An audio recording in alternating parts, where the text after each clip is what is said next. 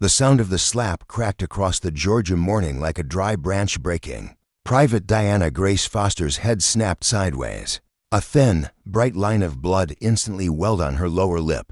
200 soldiers in the dawn formation gasped as one. No one moved.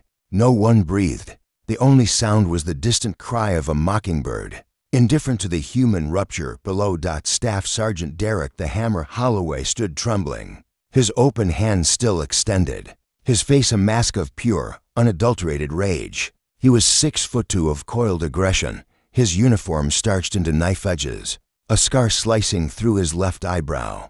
15 years, 3 combat tours, a reputation that arrived 10 minutes before he did. He leaned in, his voice a venomous whisper that somehow carried to the back ranks. "You don't have a name." He spat. "You're a number. 36, you're a quota. Another one the Army forced me to babysit." Diana slowly straightened. She did not wipe the blood. She did not blink back tears. Her eyes, dark and steady, met his. The Georgia sun, already a brutal 90 degrees at 0600 hours, baked the red clay dust around their boots. The humidity wrapped every soldier in a wet, suffocating blanket. "Staff Sergeant," she said, her voice unsettlingly calm, a stone dropped in a still pond. "My name is on the roster. If you could just, your name?" Holloway's laugh was short, ugly. "Your kind doesn't belong here. Never did. Never will." He turned his back on her, addressing the frozen formation. "This is what happens when you forget your place. You are clay, and it is my sacred duty to mold you or break you." He turned back to Diana, his eyes roaming over her with disgust. "And you, 36, you are flawed material." 72 hours earlier, the bus had grown to a halt inside Fort Marshall's gates. Dawn painted the pine trees in ghostly shades. 47 recruits stumbled out, hearts jackhammering, eyes wide with a primal fear. Among them, Diana moved differently. She descended the steps with a quiet, observant grace, a single regulation duffel in her hand. No extra luggage, no jewelry, nothing that spoke of a life beyond the coming 8 weeks of calculated misery. Her eyes catalogued the compound, the gray barracks, the obstacle course in the distance, the drill sergeants already barking in the mist. She was a scanner, assessing, calculating. At the intake desk, Corporal Denise Taylor, a 6-year veteran with weary eyes, processed the files without looking up. Name, social, next. But when Diana's paperwork hit her desk, Taylor's hands froze. Her breath caught. She looked up, her eyes locking with Diana's. The file was standard, except for one line: emergency contact. Foster, Raymond J., senior relationship, father. Contact, Pentagon direct line redacted. General Raymond J. Foster, Vice Chief of Staff of the United States, Army. For stars. Diana gave the smallest, almost imperceptible shake of her head. "Please don't." Corporal Taylor hesitated, her military training screaming to alert the chain of command. Then she gave a faint, almost invisible nod. She stamped the form. Barracks 7, Bunk 23. The first formation was a masterpiece of psychological terror. Holloway emerged from the mist like a specter, his boots crunching gravel with the finality of a judge's gavel. He walked the line, a clipboard in his hand. "Reeves, yes, Staff Sergeant. Patterson, yes, Staff Sergeant."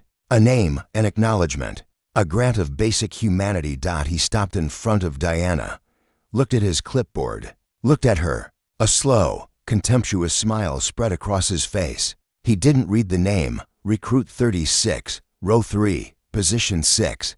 Diana's voice was clear. "Yes, Staff Sergeant, you got a number. That's all you need.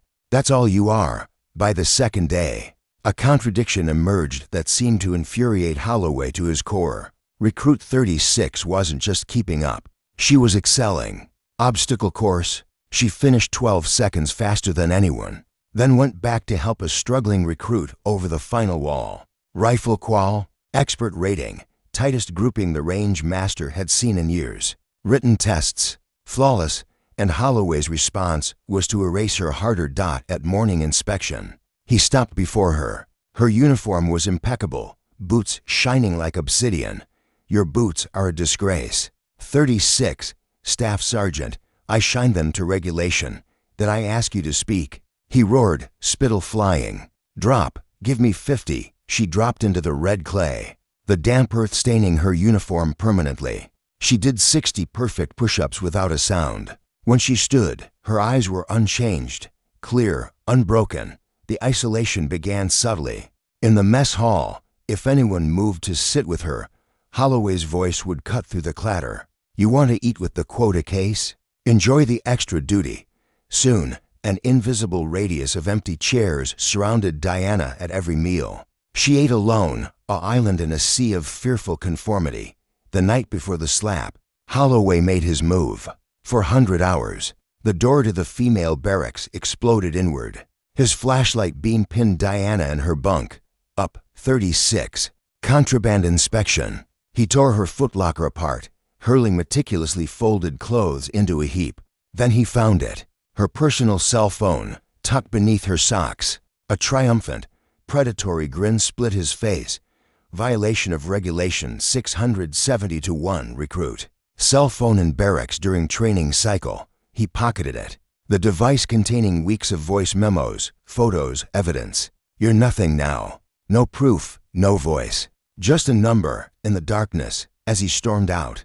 Diana allowed herself the faintest shadow of a smile. Her brother Marcus, a JAG Corps lawyer, had insisted on the cloud backup. Just in case. Now, in the brutal dawn, with the sting of his hand on her face and the taste of blood in her mouth, Diana finally spoke to the silent, terrified formation. Staff Sergeant, she said, her voice carrying a terrifying calm. You've called me 36 for 5 days. You've never asked my name. If you had looked at my file, you'd know I've exceeded every standard. Holloway stepped so close she could see the broken capillaries in his eyes. You think citing regulations makes you a soldier? I've broken 100 nobodies like you. I'm not a nobody. Then who are you? He screamed, the cords in his neck standing out. Tell me, who do you think you are? Diana looked past him, to the periphery of the drill yard where Corporal Taylor stood. Phone already in hand. My name, Diana said, turning her gaze back to Holloway, is the last thing you're ever going to learn in this uniform. The silence after her statement was absolute, a vacuum sucking the sound from the world.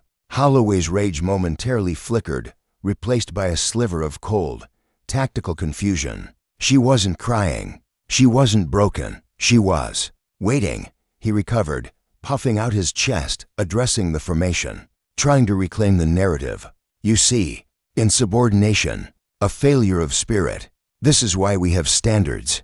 But the spell was broken. The 200 pairs of eyes watching him no longer held just fear. A new seed had been planted. Doubt. Diana remained at attention, the blood from her lip tracing a slow path toward her chin. She did not wipe it.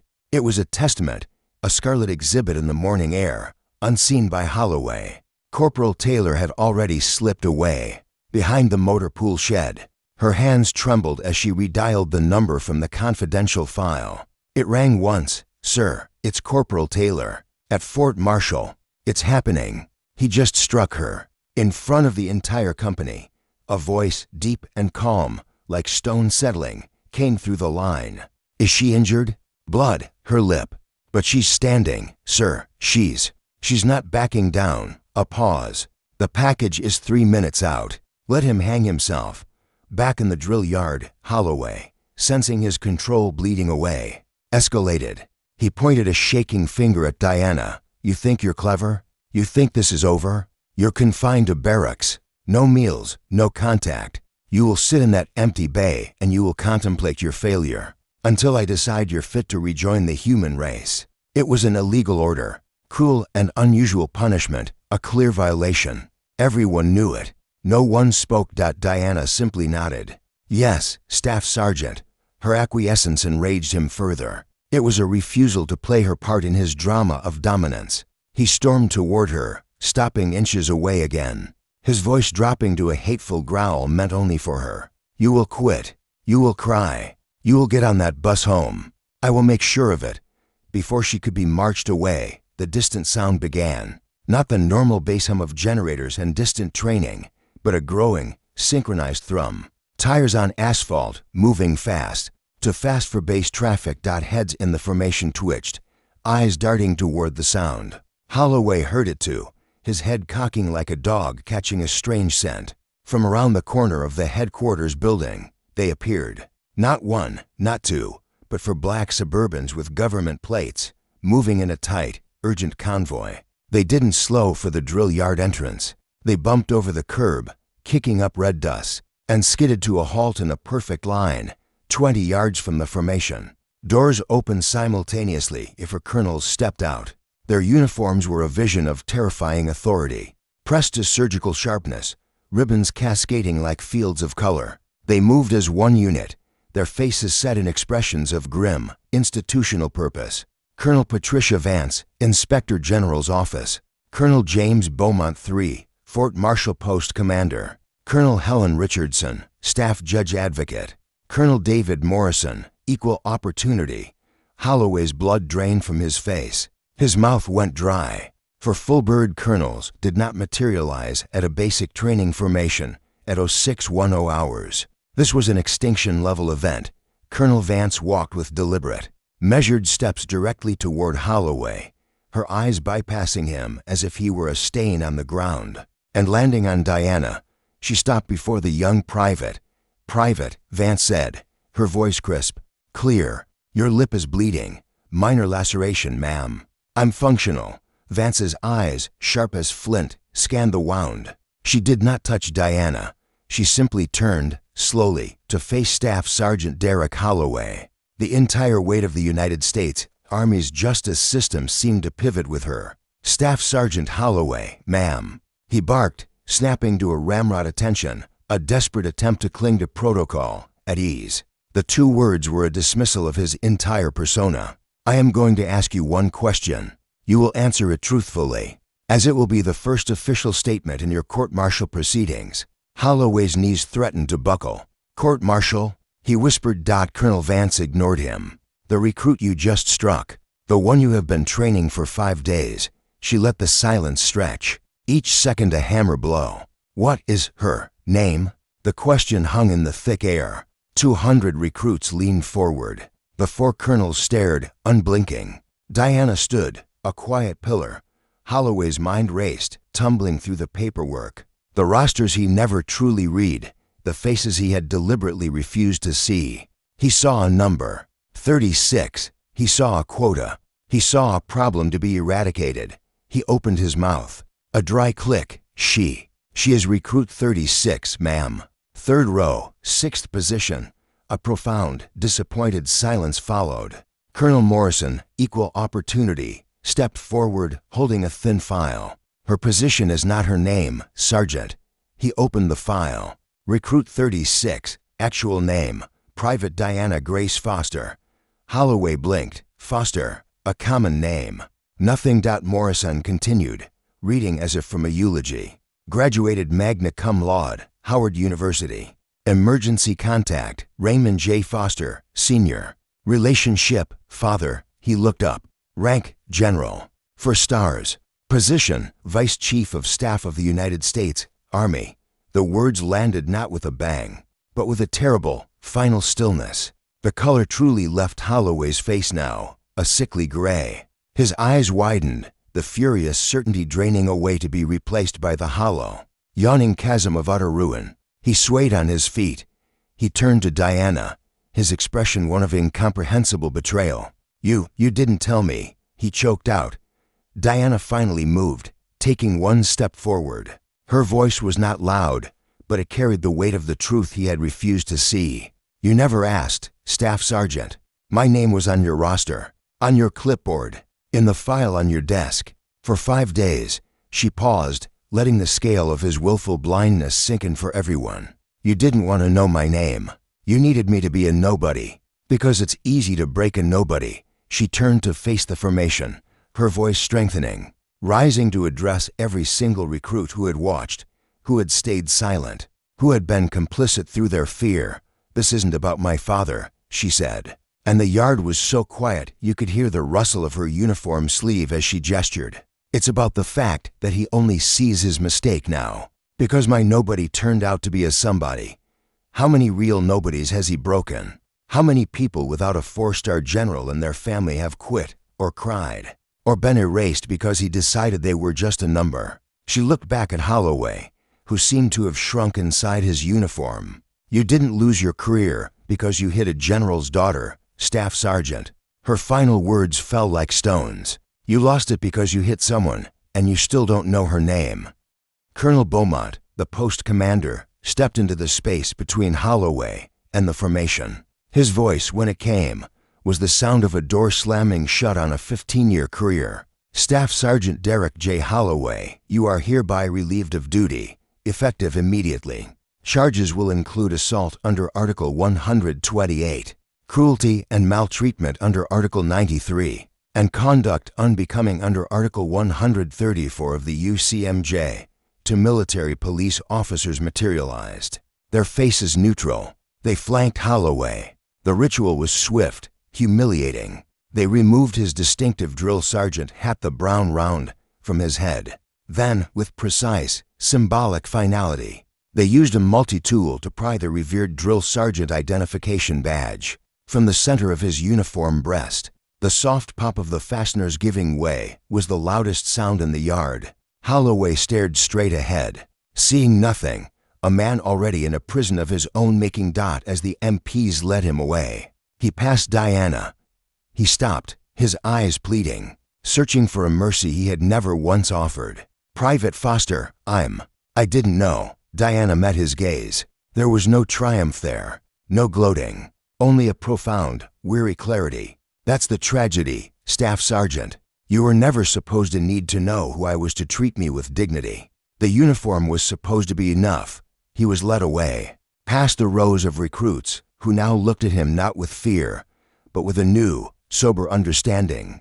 The myth of the hammer had shattered, revealing a small, cruel man. The investigation that followed was swift and merciless. It uncovered not an isolated incident, but a pattern, a system within the system. 23 prior complaints buried, 14 recruits who had washed out under Holloway's attention, 8 of them minorities, documented only by numbers in his notes. The 6 white recruits who failed, all had names with narratives. At his court-martial, stripped of rank and standing as Private E1 Holloway, the sentence was handed down, forfeiture of all pay, 6 months confinement, a dishonorable discharge. The civilian world would see that stamp and know. As he was sentenced, his eyes flickered to the gallery where Diana sat. Now wearing the uniform of an officer candidate, he mouthed the words, "I'm sorry," later. Outside the courtroom, Tommy Reeves, the recruit she'd helped over the wall, found her. He stood taller now. "Candidate Foster," he began, awkward. "That day in the mess hall, I didn't sit with you. I was scared, I know," she said. "Does testifying, does it help?" She offered her hand. "It doesn't erase that day, but it might help prevent the next one. That's all we can do. Be better tomorrow."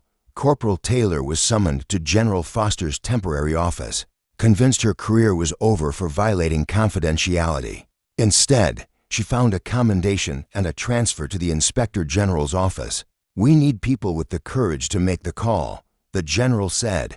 1 year later, Lieutenant Diana Foster stood at a different graduation, gold bars shining on her shoulders. Her father, the 4-star general, pinned one side. Her mother pinned the other. When asked by reporters what she would do now, her answer was simple: "I'm going to ensure that no soldier needs a powerful last name to be treated with respect. That's the promise of this uniform. My job is to help make that promise real." The Foster Protocol was implemented Army-wide, mandatory name recognition checks, anonymous reporting safeguards, and a radical shift in how drill sergeants were evaluated, not just on results, but on the humanity of their methods.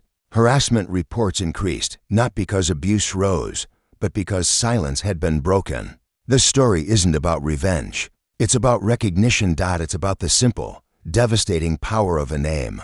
Derek Holloway thought he was teaching a lesson about power. He was, just not his own. He taught that the refusal to see someone to willfully not learn their name is the first act of violence. It is the soil where cruelty grows. He taught that dignity should not be a privilege reserved for the connected, but a right afforded to every human being. So let me ask you, look around your world. Who have you reduced to a function? A number, a problem, the quiet coworker you ignore, the service worker you look through, the person whose name you've never bothered to learn because you decided they weren't important. Every person you meet is somebody's Diana, somebody's child, somebody's everything. The greatest power you have is not over someone. It is the power to see them, to acknowledge their existence, to learn their name and say it with respect.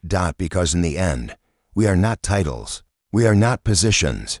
We are not numbers on a roster. We are names. Remember that. The next time you have the choice to make someone feel invisible or to make them feel seen, choose the name. This story is dedicated to everyone who has ever been made to feel like a number, and to those who had the courage to call them by their name.